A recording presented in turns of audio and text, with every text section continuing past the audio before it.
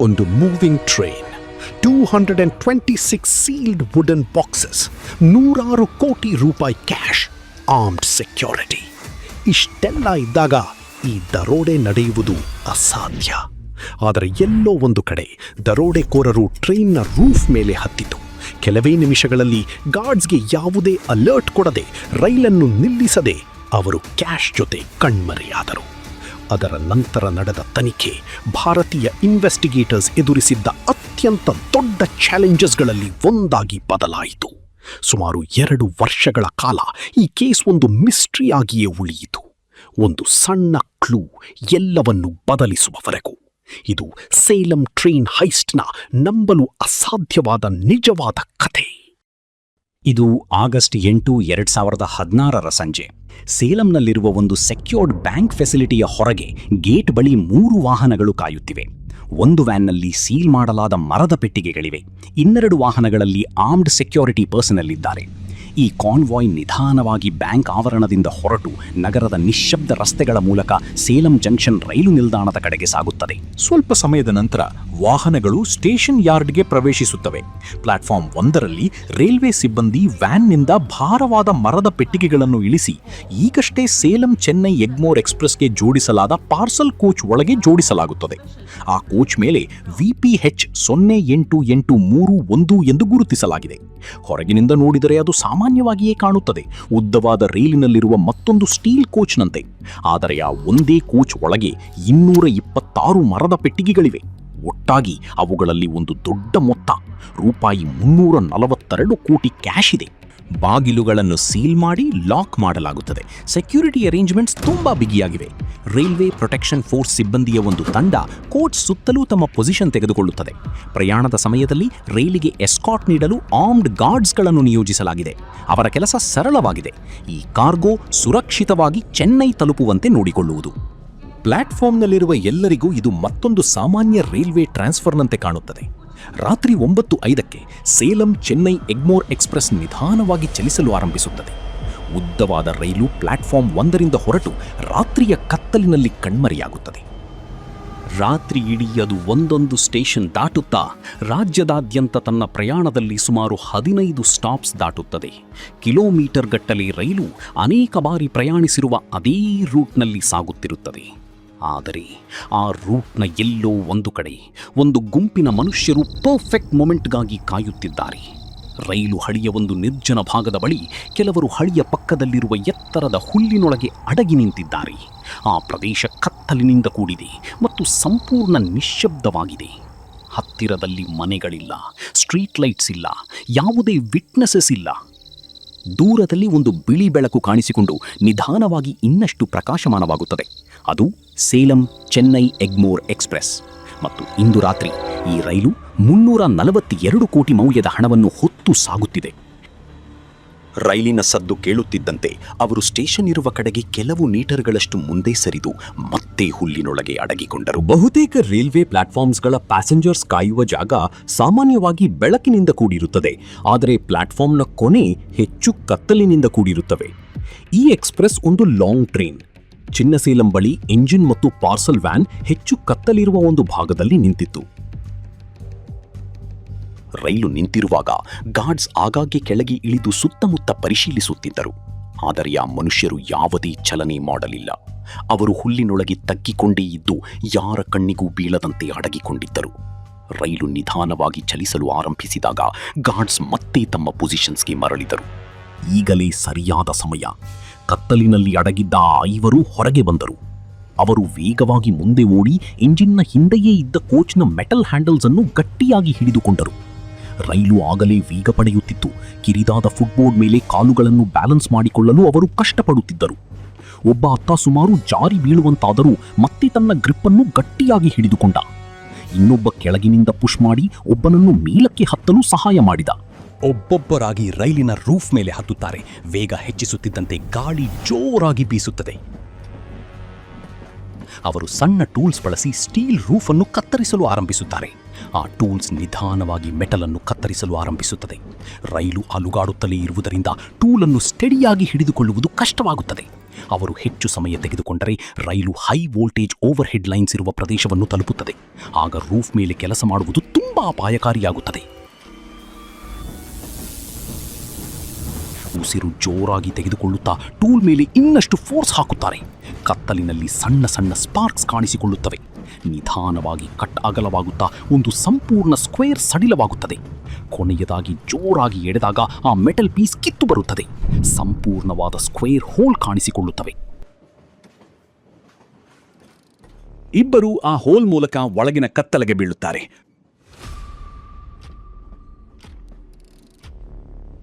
ಅವರ ಸುತ್ತಲೂ 226 wooden boxes ಇವೆ. ಅವುಗಳಲ್ಲಿ ಒಟ್ಟು 342 ಕೋಟಿ ಕ್ಯಾಶ್ ಇದೆ. ಅವರು ಕೆಲವು ಕ್ರೇಟ್ಸ್ ಒಡೆದು ಕ್ಯಾಶ್ ಬಂಡಲ್ಸ್ ಹೊರ ತೆಗೆದುಕೊಳ್ಳುತ್ತಾರೆ. ಆ ಹಣವನ್ನು ಬೇಗನೆ ಬಟ್ಟೆಯಲ್ಲಿ ಕಟ್ಟಿ ಬಂಡಲ್ಸ್ ಮಾಡಿ ಹೋಲ್ ಮೂಲಕ ಮೇಲಕ್ಕೆ ಕಳುಹಿಸುತ್ತಾರೆ. ರೂಫ್ ಮೇಲಿದ್ದವರು ಆ ಬಂಡಲ್ಸ್ ತೆಗೆದುಕೊಂಡು ಅವುಗಳನ್ನು ತಕ್ಷಣ ಕೆಳಗೆ ಎಸೆಯುವುದಿಲ್ಲ. ಮುಂದೆ ಇರುವ ಬ್ರಿಡ್ಜ್ಗಾಗಿ ಅವರು ಕಾಯುತ್ತಾರೆ. ರೈಲು ಬ್ರಿಡ್ಜ್ ಹತ್ತಿರ ಬರುತ್ತಿದ್ದಂತೆ ಅವರ ಜೊತೆಗಾರರು ಈಗಾಗಲೇ ಕೆಳಗೆ ಪೊಸಿಷನ್ ತೆಗೆದುಕೊಂಡಿರುತ್ತಾರೆ. ಸರಿಯಾದ ಸಮಯದಲ್ಲಿ ರೂಫ್ ಮೇಲಿರುವವರು ಬಂಡಲ್ಸ್ ಅನ್ನು ಕೆಳಗೆ ಎಸೆಯುತ್ತಾರೆ. ಕೆಳಗಿದ್ದ ಗುಂಪು ಕಲೆಕ್ಟ್ ಮಾಡಿ ಹತ್ತಿರದಲ್ಲಿ ನಿಲ್ಲಿಸಿದ್ದ ವ್ಯಾನ್ಗೆ ತುಂಬುತ್ತದೆ. ಕೆಲವೇ ಕ್ಷಣಗಳಲ್ಲಿ ರೂಫ್ ಟಾಪ್ ಟೀಮ್ ಮೂವಿಂಗ್ ಟ್ರೈನ್ನಿಂದ ಕೆಳಗೆ ಜಿಗಿದು ವೆಹಿಕಲ್ ಕಡೆಗೆ ಓಡುತ್ತದೆ. ಕೆಲವೇ ನಿಮಿಷಗಳಲ್ಲಿ ಅವರ ಜಾಬ್ ಮುಗಿದು ಹೋಗುತ್ತದೆ. ಆ ದರೋಡೆಕೋರರು ರಾತ್ರಿಯ ಕತ್ತಲಿನಲ್ಲಿ ಕಣ್ಮರೆಯಾಗುತ್ತದೆ. ರೈಲಿನಲ್ಲಿರುವ ಯಾರಿಗೂ ಗೊತ್ತಿಲ್ಲ 5.78 ಕೋಟಿ ಕ್ಯಾಶ್ ಈಗಾಗಲೇ ಕಣ್ಮರೆಯಾಗಿದೆ ಎಂದು. ರೈಲು ಚೆನ್ನೈ ಕಡೆಗೆ ಸಾಗುತ್ತಿರುತ್ತದೆ. ಟ್ರೈನ್ ಕೊನೆಗೂ ಚೆನ್ನೈ ಸ್ಟೇಷನ್ ತಲುಪುತ್ತದೆ. ಅದು ಮುಂಜಾನೆ ಸಮಯ 3:45. ಸಾಮಾನ್ಯ ಟ್ರಿಪ್ನಂತೆ ಮುಗಿಯುತ್ತದೆ. ಗಾರ್ಡ್ಸ್ ಮತ್ತು ಪ್ಯಾಸೆಂಜರ್ಸ್ ಇಳಿಯುತ್ತಾರೆ. ರೈಲ್ವೆ ಯಾರ್ಡ್ ನಿಧಾನವಾಗಿ ಶಾಂತವಾಗುತ್ತದೆ. ಪಾರ್ಸಲ್ ಕೋಚ್ನನ್ನು ನೋಡಿದರೆ ಡೋರ್ಸ್ ಇನ್ನೂ ಲಾಕ್ಡ್ ಆಗಿವೆ. ಸೀಲ್ಸ್ ಕೂಡ ಅನ್ಟಚ್ಡ್ ಆಗಿರುವಂತೆ ಕಾಣುತ್ತವೆ. ಗಂಟೆಗಳ ಕಾಲ ಆ ಕೋಚ್ ಅಲ್ಲೇ ಇರುತ್ತದೆ. ಆ ಬೆಳಗ್ಗೆ ಬ್ಯಾಂಕ್ ಮತ್ತು ರೈಲ್ವೆ ಅಧಿಕಾರಿಗಳು ಕನ್ಸೈನ್ಮೆಂಟ್ ತೆಗೆದುಕೊಳ್ಳಲು ಬರುತ್ತಾರೆ. ಅವರು ಡೋರ್ಸ್ ಅನ್ಲಾಕ್ ಮಾಡಿ ಕೋಚ್ ಒಳಗೆ ಕಾಲಿಟ್ಟ ತಕ್ಷಣ ಸೂರ್ಯನ ಬೆಳಕು ಕಂಪಾರ್ಟ್ಮೆಂಟ್ ಒಳಗೆ ಬರುತ್ತಿರುತ್ತದೆ. ಮೊದಲಿಗೆ ಅವರಿಗೆ ಗೊಂದಲವಾಗುತ್ತದೆ. ಅಷ್ಟು ಬೆಳಕು ಬರಲು ಕೋಚ್ನಲ್ಲಿ ವಿಂಡೋಸ್ ಕೂಡ ಇಲ್ಲ. ಅವರು ಮೇಲಕ್ಕೆ ನೋಡುತ್ತಾರೆ. ರೂಫ್ನಲ್ಲಿ ಒಂದು ದೊಡ್ಡ ಹೋಲ್ ಕತ್ತರಿಸಲಾಗಿದೆ. ಕೋಚ್ನ ಫ್ಲೋರ್ ಮೇಲೆ ಒಡೆದ ಮರದ ಪೆಟ್ಟಿಗೆಗಳು ಮತ್ತು 500 ರು ನೋಟುಗಳು ಚದರಿಕೊಂಡಿವೆ.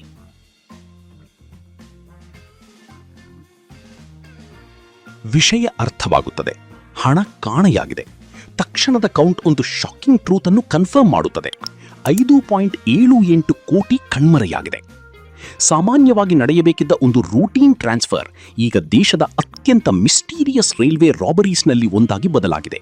ಮತ್ತು ಇದನ್ನು ಯಾರು ಮಾಡಿದರು, ಅವರು ಹೇಗೆ ತಪ್ಪಿಸಿಕೊಂಡರು ಎಂಬುದು ಯಾರಿಗೂ ಗೊತ್ತಿಲ್ಲ. ದರೋಡೆಯ ಸುದ್ದಿ ವೇಗವಾಗಿ ಹರಡುತ್ತದೆ. ಕೆಲವೇ ಗಂಟೆಗಳಲ್ಲಿ ದೇಶದಾದ್ಯಂತ ಟೆಲಿವಿಷನ್ ಚಾನೆಲ್ಸ್ ಈ ಸ್ಟೋರಿಯನ್ನು ರಿಪೋರ್ಟ್ ಮಾಡಲು ಆರಂಭಿಸುತ್ತವೆ. ಹೆಡ್ಲೈನ್ಸ್ ಇದನ್ನು ಭಾರತದ ಅತ್ಯಂತ ಡೇರಿಂಗ್ ಟ್ರೈನ್ ರಾಬರೀಸ್ನಲ್ಲಿ ಒಂದೆಂದು ವಿವರಿಸುತ್ತವೆ. A movie-style heist that took place near Chennai on Monday night. Taking advantage of darkness, a gang of robbers cut through the roof of a train bogie, stealing more than 5 crore rupees of Reserve Bank cash. Reporters railway station ಹೊರಗೆ ಸೇರುತ್ತಾರೆ. ಎಲ್ಲರೂ ಒಂದೇ ಪ್ರಶ್ನೆ ಕೇಳುತ್ತಾರೆ. ಕಾವಲಿದ್ದ ಟ್ರೈನ್ನಿಂದ robbers ಹೇಗೆ ಕದ್ದರು? Case ಶೀಘ್ರದಲ್ಲೇ CBCID ಕೈಗೆ ಹೋಗುತ್ತದೆ. ಸಿಐಡಿ ಆಫೀಸರ್ಸ್ ಪಾರ್ಸಲ್ ಕೋಚ್ ಅನ್ನು ಡೀಟೇಲ್ಡ್ ಎಕ್ಸಾಮಿನ್ ಮಾಡಲು ಆರಂಭಿಸುತ್ತಾರೆ. Forensics broken wooden boxes, scattered currency, finger prints, foot prints ಅಥವಾ ಯಾವುದೇ ಸಣ್ಣ ಟ್ರೇಸ್ಗಾಗಿ ಹುಡುಕುತ್ತಾರೆ. ಆದರೆ ರಿಸಲ್ಟ್ಸ್ ನಿರಾಶೆ ಮೂಡಿಸುತ್ತವೆ. ಬಹುತೇಕ ಯೂಸಬಲ್ ಫಿಂಗರ್ ಪ್ರಿಂಟ್ ಸಿಗುವುದಿಲ್ಲ. ಯಾವುದೇ ಕ್ಲಿಯರ್ ಫಿಸಿಕಲ್ ಎವಿಡೆನ್ಸ್ ಇಲ್ಲ. ರಾಬರ್ಸ್ ಯಾವುದೇ ಸುಳಿವು ಬಿಟ್ಟು ಹೋಗದೆ ಕಣ್ಮರೆಯಾದಂತೆ ಕಾಣುತ್ತಾರೆ. ಆದರೆ ಒಬ್ಬ ಆಫೀಸರ್ ಮೆಟಲ್ನ ಶಾರ್ಪ್ ಎಡ್ಜ್ ಮೇಲೆ ಏನೋ ಗಮನಿಸುತ್ತಾರೆ. ಲೈಟ್ ಬಿದ್ದಾಗ ಅಲ್ಲಿ ಒಂದು ಡಾರ್ಕ್ ರೆಡಿಶ್ ಸ್ಟೇನ್ ಕಾಣಿಸುತ್ತದೆ. ಅದು ಬ್ಲಡ್. ಮೊದಲ ಬಾರಿಗೆ ಇನ್ವೆಸ್ಟಿಗೇಟರ್ಸ್ ಕೈಗೆ ಒಂದು ರಿಯಲ್ ಎವಿಡೆನ್ಸ್ ಸಿಗುತ್ತದೆ. ಅಥಾರಿಟೀಸ್ ಭಾರತದ ದೊಡ್ಡ ಮ್ಯಾನ್ ಹಂಟ್ಗಳಲ್ಲಿ ಒಂದನ್ನು ಆರಂಭಿಸುತ್ತಾರೆ. Railway staff, bank officials, security personnel ಮತ್ತು ಲೋಕಲ್ ರೆಸಿಡೆಂಟ್ಸ್ಗಳನ್ನು ಇನ್ವೆಸ್ಟಿಗೇಟರ್ಸ್ ಕ್ವೆಶ್ಚನ್ ಮಾಡಲು ಆರಂಭಿಸುತ್ತಾರೆ. 100 ಜನರನ್ನು ಕ್ವೆಶ್ಚನಿಂಗ್ಗೆ ಕರೆಯಲಾಗುತ್ತದೆ. ಕೆಲವರನ್ನು ಗಂಟೆಗಟ್ಟಲೆ ಇಂಟ್ರಾಗೇಟ್ ಮಾಡಲಾಗುತ್ತದೆ. ಎಂಟೈರ್ ರೈಲ್ವೆ ಡಿಪಾರ್ಟ್ಮೆಂಟ್ಸ್ ಕೂಡ ಸಸ್ಪಿಷನ್ಗೆ ಒಳಗಾಗುತ್ತವೆ. 6 ತಿಂಗಳ ಇನ್ವೆಸ್ಟಿಗೇಷನ್ ಆದರೂ ಯಾವುದೇ ಪ್ರೋಗ್ರೆಸ್ ಸಿಗುವುದಿಲ್ಲ. ಈಗ ಇಡೀ ಕೇಸ್ ಒಂದು ಲೀಡ್ ಸಿಗುವುದರ ಮೇಲೆ ನಿಂತಿದೆ. ಪೊಲೀಸ್ ಬಳಸುವ ಅತ್ಯಂತ ಪವರ್ಫುಲ್ ಇನ್ವೆಸ್ಟಿಗೇಟಿವ್ ಟೂಲ್ಸ್ ಈಗ ಯೂಸ್ಲೆಸ್ ಆಗಿತ್ತು. ಹೆಚ್ಚಿನ ರಾಬರೀಸ್ನಲ್ಲಿ ಇನ್ವೆಸ್ಟಿಗೇಟರ್ಸ್ ಸ್ಟೋಲನ್ ಮನಿಯನ್ನು ಅದರ ಸೀರಿಯಲ್ ನಂಬರ್ಸ್ ಮೂಲಕ ಟ್ರೇಸ್ ಮಾಡುತ್ತಾರೆ. ಆದರೆ ಈ ಕೇಸ್ನಲ್ಲಿ ಅದು ಸಾಧ್ಯವಿರಲಿಲ್ಲ. ಕಾರಣ ಆ ಹಣದ ಟೈಪ್ನಲ್ಲೇ ಇತ್ತು. ಇದು ಮಿಂಟ್ನಿಂದ ಹೊಸದಾಗಿ ಪ್ರಿಂಟ್ ಮಾಡಿದ ಕರೆನ್ಸಿ ಆಗಿರಲಿಲ್ಲ. ಪಾರ್ಸಲ್ ಕೋಚ್ನಲ್ಲಿ ವಿವಿಧ ಬ್ಯಾಂಕ್ಸ್ನಿಂದ ಸಂಗ್ರಹಿಸಲಾದ ಹಳೆಯ, ಡ್ಯಾಮೇಜ್ಡ್ ಮತ್ತು ಸಾಯಿಲ್ಡ್ ನೋಟ್ಸ್ ಇದ್ದವು. ಅವುಗಳನ್ನು ನಾಶಪಡಿಸಲು ರಿಸರ್ವ್ ಬ್ಯಾಂಕ್ ಆಫ್ ಇಂಡಿಯಾಗೆ ಕಳುಹಿಸಲಾಗುತ್ತಿತ್ತು. ಈ ನೋಟ್ಸ್ಗಳನ್ನು ಬ್ಯಾಂಕ್ಸ್ನಲ್ಲಿ ಡಿಪಾಸಿಟ್ ಮಾಡಿ ಫ್ರೆಶ್ ಕರೆನ್ಸಿಗೆ ಎಕ್ಸ್ಚೇಂಜ್ ಮಾಡಬಹುದಾಗಿತ್ತು. ಹೀಗಾಗಿ ಸೀರಿಯಲ್ ನಂಬರ್ ರೆಕಾರ್ಡ್ ಇರಲಿಲ್ಲ. ಇನ್ವೆಸ್ಟಿಗೇಷನ್ ಈಗ ಇನ್ನಷ್ಟು ಕಷ್ಟವಾಗಿತ್ತು. ಇನ್ವೆಸ್ಟಿಗೇಟರ್ಸ್ಗೆ ಒಂದು ವಿಷಯ ಸ್ಪಷ್ಟವಾಗುತ್ತದೆ: ಕ್ರೈಮ್ ತುಂಬಾ ಕೇರ್ಫುಲಿ ಮಾಡಲಾಗಿತ್ತು. ಇದನ್ನು ಮಾಡಿದವರಿಗೆ ತಾವು ಏನು ಮಾಡುತ್ತಿದ್ದಾರೆ ಎಂಬುದು ಚೆನ್ನಾಗಿ ಗೊತ್ತಿತ್ತು. ಅವರು ಕ್ಯಾಮೆರಾಸ್, ಫಿಸಿಕಲ್ ಕ್ಲೂಸ್ ಬಿಟ್ಟು ಹೋಗಿಲ್ಲ. ಅಷ್ಟೇ ಅಲ್ಲ, ರಾಬರಿ ನಡೆದ ಟೈಮಿಂಗ್ ಕೂಡ ಪರ್ಫೆಕ್ಟ್ಲಿ ಚೋಸನ್ ಆಗಿತ್ತು. ತಿಂಗಳುಗಳು ವರ್ಷಗಳಾಗಿ ಬದಲಾಗುತ್ತವೆ. ಇನ್ವೆಸ್ಟಿಗೇಷನ್ ಫಿಸಿಕಲ್ ಎವಿಡೆನ್ಸ್ ಹುಡುಕಲು ಸ್ಟ್ರಗಲ್ ಮಾಡುತ್ತಿದ್ದಂತೆ ಅಥಾರಿಟೀಸ್ ಮೇಲಿನ ಪ್ರೆಷರ್ ಹೆಚ್ಚುತ್ತಲೇ ಹೋಗುತ್ತದೆ. ಇನ್ವೆಸ್ಟಿಗೇಟರ್ಸ್ ಹೊಸ ಮೆಥಡ್ಸ್ ಹುಡುಕಲು ಆರಂಭಿಸುತ್ತಾರೆ. ಈ ರಾಬರಿ ರೈಲ್ವೆ ಸೆಕ್ಯೂರಿಟಿ ಸಿಸ್ಟಮ್ಗೆ ದೊಡ್ಡ ಎಂಬ್ಯಾರಸ್ಮೆಂಟ್ ಆಗಿತ್ತು. ಸಿಐಡಿ ಟೀಮ್ಸ್ ಭಾರತದೆಲ್ಲೆಡೆ ವಿವಿಧ ಸ್ಟೇಟ್ಸ್ಗೆ ಹೋಗಿ ಇದೇ ರೀತಿಯ ಕ್ರಿಮಿನಲ್ ಬ್ಯಾಕ್ಗ್ರೌಂಡ್ ಹೊಂದಿದ್ದ ನೂರಾರು ಸಸ್ಪೆಕ್ಟ್ಸ್ಗಳನ್ನು ಪರಿಶೀಲಿಸುತ್ತವೆ. ಇವರಲ್ಲಿ ಇದೇ ರೀತಿಯ ಕ್ರೈಮ್ ಬ್ಯಾಕ್ಗ್ರೌಂಡ್ ಹೊಂದಿದ್ದ ಹಳೆಯ ಕ್ರಿಮಿನಲ್ಸ್ ಕೂಡ ಇದ್ದರು. ಸಾವಿರಾರು ಸ್ಪಾಟ್ ಇನ್ವೆಸ್ಟಿಗೇಷನ್ಸ್, ಇಂಟರಾಗೇಷನ್ಸ್ ಮತ್ತು ಇಂಟರ್ವ್ಯೂಸ್ ನಡೆದರೂ ಯಾವುದೇ ಪ್ರೋಗ್ರೆಸ್ ಸಿಗುವುದಿಲ್ಲ. ಈ ಕೇಸ್ ನಿಧಾನವಾಗಿ ಇನ್ವೆಸ್ಟಿಗೇಟರ್ಸ್ ಎದುರಿಸಿದ ಅತ್ಯಂತ ಪಜ್ಲಿಂಗ್ ರಾಬರೀಸ್ನಲ್ಲಿ ಒಂದಾಗಿ ಬದಲಾಗುತ್ತದೆ. ಸುಮಾರು 2 ವರ್ಷಗಳ ಕಾಲ ಕೇಸ್ ಎಲ್ಲಿಗೂ ಹೋಗುವುದಿಲ್ಲ. ಆದರೆ ಇನ್ವೆಸ್ಟಿಗೇಟರ್ಸ್ ಮಾತ್ರ ಈ ಕೇಸನ್ನು ಕ್ಲೋಸ್ ಮಾಡಲು ರೆಡಿ ಇರಲಿಲ್ಲ. ಕ್ರೈಮ್ ಸೀನನ್ನು ಮತ್ತೆ ಪರಿಶೀಲಿಸುವ ಬದಲು ಈ ಬಾರಿ ಇನ್ವೆಸ್ಟಿಗೇಟರ್ಸ್ ಬೇರೆ ಕಡೆ ನೋಡಲು ನಿರ್ಧರಿಸುತ್ತಾರೆ: ಮೊಬೈಲ್ ನೆಟ್ವರ್ಕ್ಸ್. ಪ್ರತಿ ಫೋನ್ ಕಾಲ್ ಮಾಡಿದಾಗ ಹತ್ತಿರದ ಮೊಬೈಲ್ ಟವರ್ಗೆ ಕನೆಕ್ಟ್ ಆಗುತ್ತದೆ ಮತ್ತು ರಾಬರಿ ನಡೆದ ರಾತ್ರಿ ಸೇಲಂ ಮತ್ತು ವಿಲ್ಲುಪುರಂ ನಡುವಿನ ರೈಲ್ವೆ ಲೈನ್ನಲ್ಲಿ ಸಾವಿರಾರು ಫೋನ್ಸ್ ಆಕ್ಟಿವ್ ಆಗಿದ್ದವು. ಇನ್ವೆಸ್ಟಿಗೇಟರ್ಸ್ ಆ ಡೇಟಾ ಕಲೆಕ್ಟ್ ಮಾಡಲು ಆರಂಭಿಸುತ್ತಾರೆ. ಡೇಟಾ ತುಂಬಾ ಮ್ಯಾಸಿವ್ ಆಗಿತ್ತು. ಸಾವಿರಾರು ನಂಬರ್ಸ್. ಅವುಗಳಲ್ಲಿ ಹೆಚ್ಚಿನವು ಪ್ಯಾಸೆಂಜರ್ಸ್, ರೈಲ್ವೆ ಸ್ಟಾಫ್ ಅಥವಾ ರೈಲ್ವೆ ಟ್ರ್ಯಾಕ್ಸ್ ಹತ್ತಿರ ವಾಸಿಸುವ ಜನರಿಗೆ ಸೇರಿದ್ದವು. ಒಂದೊಂದೇ ನಂಬರ್ ಚೆಕ್ ಮಾಡಿ ಎಲಿಮಿನೇಟ್ ಮಾಡಲಾಗುತ್ತದೆ. ಇದರ ಜೊತೆಗೆ ಇನ್ವೆಸ್ಟಿಗೇಟರ್ಸ್ ಆ ರಾತ್ರಿ ತೆಗೆದ ಪ್ರಿಸೈಸ್ ಸ್ಯಾಟಲೈಟ್ ಇಮೇಜರಿಯನ್ನು ಬಳಸುತ್ತಾರೆ. ಮಿನಿಟ್ ಬೈ ಮಿನಿಟ್ ಇರುವ ಮ್ಯಾಪ್ಸ್ ಟ್ರೈನ್ನ ಎಕ್ಸಾಕ್ಟ್ ಪೊಸಿಷನ್ ಅನ್ನು ಮೊಬೈಲ್ ಸಿಗ್ನಲ್ಸ್ ಜೊತೆ ಮ್ಯಾಚ್ ಮಾಡಲು ಸಹಾಯ ಮಾಡುತ್ತವೆ. ಹೆಚ್ಚಿನ ಸಿಗ್ನಲ್ಸ್ ಸ್ಟೇಷನ್ಸ್ನಲ್ಲಿ ಮಾತ್ರ ಕಾಣಿಸಿಕೊಂಡು ಮತ್ತೆ ಡಿಸಪಿಯರ್ ಆಗುತ್ತವೆ. ಅದು ಸಾಮಾನ್ಯ ಪ್ಯಾಸೆಂಜರ್ ಮೂವ್ಮೆಂಟ್. ಆ ನಂಬರ್ಸ್ ಅನ್ನು ಎಲಿಮಿನೇಟ್ ಮಾಡಲಾಗುತ್ತದೆ. ಗಂಟೆಗಳು ಕಳೆಯುತ್ತವೆ. ಪ್ರತಿಯೊಂದು ನಂಬರ್ಸು ಎಲಿಮಿನೇಟ್ ಆಗಿತ್ತು. ಹೋಪ್ಸ್ ಕಡಿಮೆಯಾಗುತ್ತದೆ. ಮತ್ತೊಮ್ಮೆ ಶೀಟ್ಸ್ ಅನ್ನು ಚೆಕ್ ಮಾಡುತ್ತಾರೆ. ಒಂದು ನಂಬರ್ ಮಾತ್ರ ಉಳಿದಿರುತ್ತದೆ. ಸಿಂಪ್ಲಿ ಮಿಸ್ ಮಾಡಿರಬಹುದು ಎಂದು ಭಾವಿಸುತ್ತಾರೆ. ಮತ್ತೆ ಚೆಕ್ ಮಾಡಿದಾಗ ಆ ಫೋನ್ ಸಾಮಾನ್ಯ ಪ್ಯಾಸೆಂಜರ್ಗಳಂತೆ ಬಿಹೇವ್ ಮಾಡುತ್ತಿಲ್ಲ. ಅದು ರೈಲ್ವೆ ಸ್ಟಾಪ್ಸ್ನಲ್ಲಿ ಎಕ್ಸಿಟ್ ಆಗಿಲ್ಲ.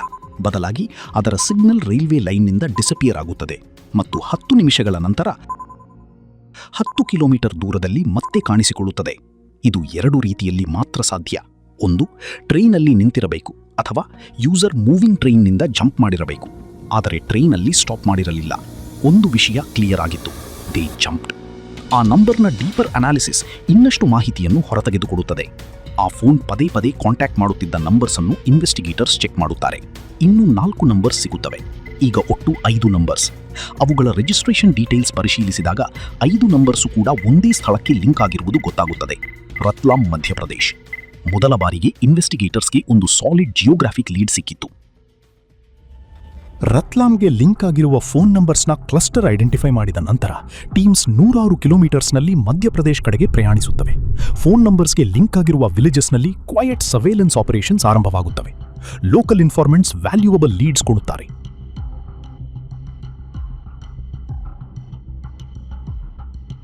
ಇಲ್ಲಿ ಬೇರೆ ರಾಜ್ಯಗಳಿಗೆ ಹೋಗಿ ಕೆಲಸ ಮಾಡುವುದು ಸಾಮಾನ್ಯವಾಗಿತ್ತು. ರೆಸಿಡೆಂಟ್ಸ್ ಅನ್ನು ಕ್ವೆಶ್ಚನ್ ಮಾಡಿದಾಗ ಹಲವು ಹೆಸರುಗಳು ಹೊರಬರುತ್ತವೆ. ನಂಬರ್ಸ್ಗೆ ಲಿಂಕ್ ಆಗಿದ್ದ ಕೆಲವು ಜನರು ಹಿಂದೆ ಚೆನ್ನೈನಲ್ಲಿ ಕೆಲಸ ಮಾಡಿದ್ದರು. ಒಂದು ಹೆಸರು ಮತ್ತೆ ಮತ್ತೆ ಕೇಳಿಬರುತ್ತದೆ: Dinesh Pardi. Piece by piece phone number ಸುತ್ತಲಿನ ಮಿಸ್ಟ್ರಿ ನಿಧಾನವಾಗಿ ಅನ್ರಾವಲ್ ಆಗಲು ಆರಂಭಿಸುತ್ತದೆ. ಶೀಘ್ರದಲ್ಲೇ ಸರ್ವೇಲೆನ್ಸ್ನಿಂದ ಆಕ್ಷನ್ ಕಡೆಗೆ ಹೋಗುತ್ತದೆ. ಅಕ್ಟೋಬರ್ 2018ರಲ್ಲಿ ಅರೆಸ್ಟ್ಸ್ ಮಾಡಲು ಆರಂಭಿಸುತ್ತವೆ. ಮೊದಲ 2 ಸಸ್ಪೆಕ್ಟ್ಸ್ಗಳನ್ನು ಚೆನ್ನೈನಲ್ಲಿ ಕಸ್ಟಡಿಗೆ ತೆಗೆದುಕೊಳ್ಳಲಾಗುತ್ತದೆ. ಕೆಲವೇ ದಿನಗಳಲ್ಲಿ ಇನ್ನೂ ಕೆಲವು ಮೆಂಬರ್ಸ್ ಬೇರೆ ಬೇರೆ ಲೊಕೇಶನ್ಸ್ನಿಂದ ಸಿಕ್ಕಿಬೀಳುತ್ತಾರೆ. ಇನ್ವೆಸ್ಟಿಗೇಟರ್ಸ್ ಈಗ ಕೊನೆಗೂ ಟ್ರೈನ್ ರಾಬರಿ ಹಿಂದೆ ಇದ್ದ ದರೋಡೆಕೋರರು ಹಿಡಿದರು. ವಿಚಾರಣೆ ಸಮಯದಲ್ಲಿ ದರೋಡೆಕೋರರು ಆ ರಾತ್ರಿ ಏನಾಯಿತು ಎಂಬುದನ್ನು ವಿವರಿಸಲು ಆರಂಭಿಸುತ್ತಾರೆ. ಟ್ರೈನ್ ಮೇಲೆ ಹತ್ತಿದ್ದು, ರೂಫ್ನಲ್ಲಿ ಹೋಲ್ ಕಟ್ ಮಾಡಿದ್ದು ಮತ್ತು ಟ್ರ್ಯಾಕ್ಸ್ ಪಕ್ಕದ ಕತ್ತಲೆಗೆ ಕ್ಯಾಶ್ ಬಂಡಲ್ಸ್ ಎಸೆದಿದ್ದು. ಇನ್ವೆಸ್ಟಿಗೇಟರ್ಸ್ ಪ್ರಕಾರ ಗ್ಯಾಂಗ್ ಮೊದಲು ಲೂಟನ್ನು ಮಧ್ಯಪ್ರದೇಶಕ್ಕೆ ತೆಗೆದುಕೊಂಡು ಹೋಗಿ ಹಣವನ್ನು ಹಂಚಿಕೊಂಡಿತ್ತು. ನಂತರ ಸುಮಾರು 1.78 ಕೋಟಿ ಬಳಸಿ ಲ್ಯಾಂಡ್ ಮತ್ತು ಇತರ ಪ್ರಾಪರ್ಟೀಸ್ ಖರೀದಿಸಿದರೆ ನಂತರ ಒಂದು ಅನ್ಎಕ್ಸ್ಪೆಕ್ಟೆಡ್ ಟ್ವಿಸ್ಟ್ ಬರುತ್ತದೆ. ನವೆಂಬರ್ 8, 2016 ಅಂದರೆ ದರೋಡೆ ನಡೆದ ಕೇವಲ 3 ತಿಂಗಳ ನಂತರ ಭಾರತ ಸರ್ಕಾರ ಡಿಮಾನಿಟೈಸೇಷನ್ ಘೋಷಿಸುತ್ತದೆ.